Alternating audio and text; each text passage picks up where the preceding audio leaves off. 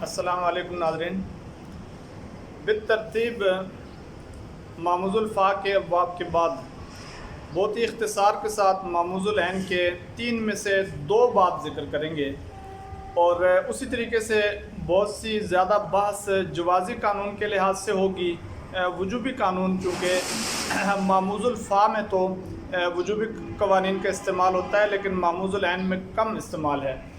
تو آپ دیکھ رہے ہیں سبق نمبر 128 صرف صغیر ثلاثی مجرد ماموز العین اسباب فعلا یفعل السأل والسؤال، سین حمزہ لام یہ اس کا مادہ ہے، اور سؤال میں آپ واو کو حمزہ سے یعنی کہ حمزہ کو واو سے تبدیل کر سکتے ہیں جوان ان کے قاعدے سے، یعنی کہ واو مفتوح ہو ماقبل اس کے ضمہ ہو تو اس واو کو آپ یعنی حمزہ مفتوح ہو ماقبل ضمہ ہو تو اسے واو سے تبدیل کر سکتے ہیں جوازن، تو سوال پڑھ سکتے ہیں۔ اور بعد میں آپ دیکھ رہے ہیں سأل یسأل سألا فهو سائل وسئل، سأل حمزہ منفردہ کے قاعدے سے سالا پڑھنا جائز ہے، سئل میں اخفش کے قاعدے سے سویلا پڑھنا جائز ہے، اور آگے آ جائیں تو مسئول میں سل کے قاعدے سے مسئول پڑھنا جائز ہے۔ دیگر جو باب صرف صغیر ہے لم یسأل لا یسأل پڑھنے کی ترتیب بالکل وہی ہے جو صحیح کے پڑھنے کی ترتیب ہوتی ہے، کوئی نئی بات نہیں ہے۔ اور امر اسأل تسأل یسأل یسأل، ظرف مسأل مسألان مسائل مسائل مسأل مسألان مسائل مسائل، کوئی وجوبی قانون نہیں ہے سوائے اس کے کہ مسائل میں آپ جوازی طور پہ مسیل پڑھ سکتے ہیں خطیت ان کے قاعدے سے، اور اسأل اسألان اسألونا اس کو بھی ایسے ہی اسأل میں اسأل پڑھنا، مسأل میں مسأل پڑھنا، مسأل میں مسأل پڑھنا، یہ سب جائز ہے۔ باقی اس میں فاعل آسان ہے، سائل سائلان سائلون، سألت سؤال سؤال سؤل سؤلا سؤلان سؤال سؤول، سائلۃ سائلتان سائلات، اور سوائل سویل میں سویل پڑھنا بھی جائز ہوگا خطیت ان کے قاعدے سے۔ اس کے آپ یعنی جہد کے ایک صیغے میں آ جائیں، لم اسأل مجہول سے اگر ہم لیں، لم اسأل ہوگا، یہاں پہ 2 حمزے ہیں اور دونوں حمزوں کا ماقبل ساکن ہے، اس حمزہ کی حرکت لام میم کو دے کے اس حمزہ کو گرائیں گے تو لمسأل ہو جائے گا، پھر یہ حمزہ رہے گا اس کی حرکت سین کو دے کے گرا دیں گے تو لمسل ہو جائے گا، لمسل فاعل میں فعل بھی پڑھنا جائز ہے تو لمسل آپ پڑھ سکتے ہیں، اس میں لمسل پڑھنا جائز ہوگا۔ ایسے ہی سل کا جو قاعدہ ہے جس صیغہ کے نام پہ رکھا گیا ہے، یعنی جس صیغہ پہ اس کا نام رکھا گیا ہے وہ سل، وہ اصل میں اسأل ہے، اس کو بھی آپ دیکھ لیں ایسے ہی حال ہوتا ہے، اسأل حمزہ متحرک ماقبل ساکن ہے، اس حمزہ کی حرکت آپ سین کو دے دیں گے، یہ والا حمزہ وصلی مابعد متحرک ہونے کے گر جائے گا تو یہ سل ہو جائے گا۔ اب سل بھی آپ پڑھ سکتے ہیں، اسأل بھی پڑھ سکتے ہیں، سل بنی اسرائیلہ وغیرہ قرآن میں ہے، تو سل اس کی گردان بھی یوں چلائی جا سکتی ہے، سل سلا سلو سلی سلا سلنا، اور اسأل اسألا اسألو اسألی اسألا اسألنا یوں بھی پڑھا جا سکتا ہے۔ تو زیادہ تر آپ نے دیکھ لیا کہ قاعدہ سل کا جاری ہوگا ماموز العین میں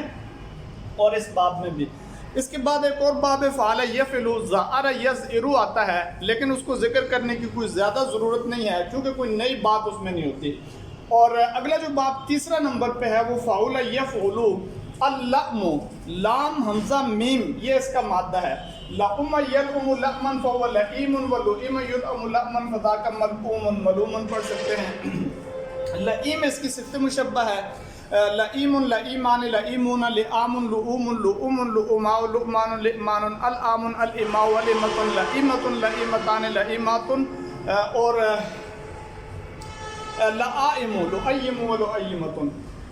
اور اس پہ اگر آپ جائیں لم العد میں، لم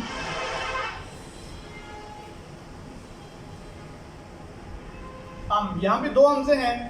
اس حمزہ کی حرکت میم کو دے دیں گے تو لم الام، پھر اس کی حرکت لام کو دے دیں گے تو لم ہو جائے گا، لم میں آپ لم پڑھ سکتے ہیں، اب یہ لم لم سیغہ اگر بنانا ہو تو لم لم یہ والا سیغہ بنے گا. سیغہ واحد متکلم فعل جاد مجہول ثلاثی مجرد معموز العین اسباب فعول یفعل. لم الام لم الام سے یعنی کہ بناتے بناتے آپ لم لم بنا سکتے ہیں. اور ایسے ہی موقت بالا ناسبہ سے آتا ہے لن الاما.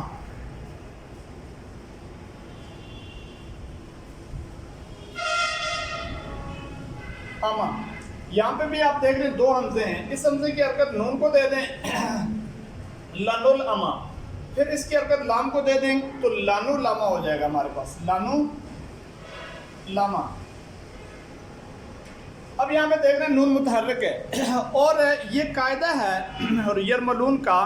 کہ حروف یرملون اگر نون ساکن کے بعد آ جائیں تو پھر تو ادغام واجب ہوتا ہے, یعنی نون کو ان کی جنس کر کے. لیکن اگر نون متحرک کے بعد حروف یرملون میں سے کوئی حرف آ جائے تو پھر ادغام جو ہے نون کو یعنی لام کرنا, لام کا لام میں ادغام کرنا, پھر یہ بات جائز ہو جاتی ہے. تو لانو لاما میں لن لما پڑھ سکتے ہیں. حروف یرملون کے اس جوازی شک کی وجہ سے بھی لن لما آپ اس کو پڑھ سکتے ہیں. ایسے ہی اس کا جو امر آ جائے گا الام میں آپ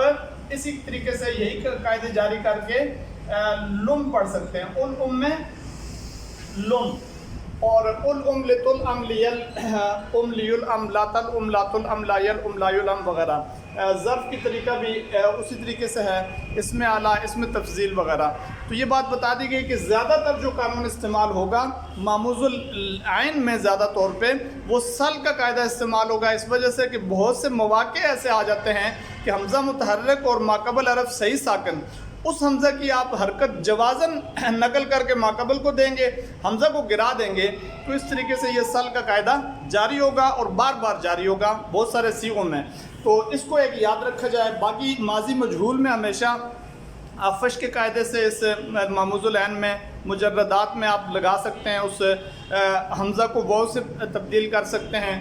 سئلہ میں سویلا اور لوئمہ میں لوئمہ. اور حمزہ منفردہ کا قاعدہ اس کے ماضی معلوم سألہ میں خاص طور پہ, لؤمہ میں تو نہیں ہوگا کیونکہ حمزہ جو ہے یہ مضموم ہے, وہاں پہ حمزہ منفردہ جو ہے وہ مفتوح ہے, ماقبل بھی فتح ہے, تو اس کو آپ ماقبل کی حرکت کے موافق الف سے تبدیل کر سکتے ہیں, سالہ پڑھ سکتے ہیں. تو یہ چند ہی باتیں تھیں معموز العین کے لحاظ سے. اللہ رب العزت ہم سب کا حامی و ناصر ہو. مزید معموز اللام پہ بحث ہوگی اور اس کے بعد اس کے مزیدات پہ بحث ہوگی.